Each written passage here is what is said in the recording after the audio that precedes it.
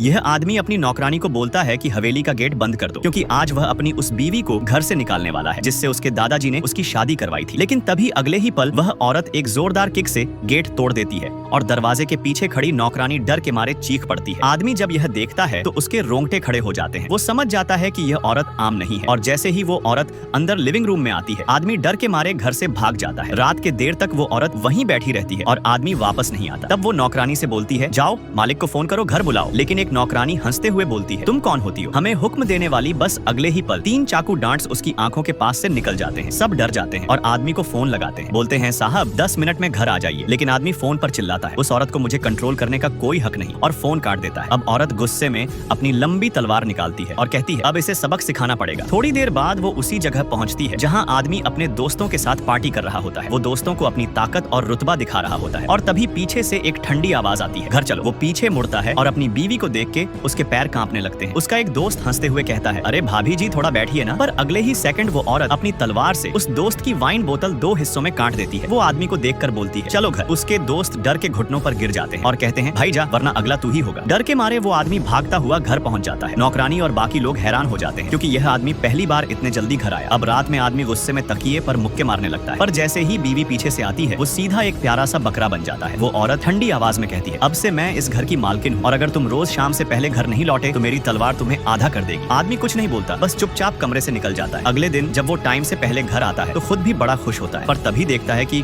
उसकी बीवी सोफे पर सोई हुई है। शायद उसका इंतजार करते करते थक गई। उसका सोया हुआ चेहरा देख के आदमी के दिल में कुछ हलचल होती है। वो उसे छूने की कोशिश करता है पर फिर याद आता है उसका गुस्सा तो अपने आप को थप्पड़ मार लेता है। फिर सोचता है, अब मैं इसका मजाक उड़ाऊंगा। वो धीरे से आगे बढ़ता है पर तभी औरत अचानक उठती है और उसे जोर से धक्का देकर गिरा देती है। आदमी नीचे गिरकर कहता है, अब तो मैं दादाजी से शिकायत करूंगा, और औरत बस मुस्कुरा देती है। सब्सक्राइब और पार्ट 2।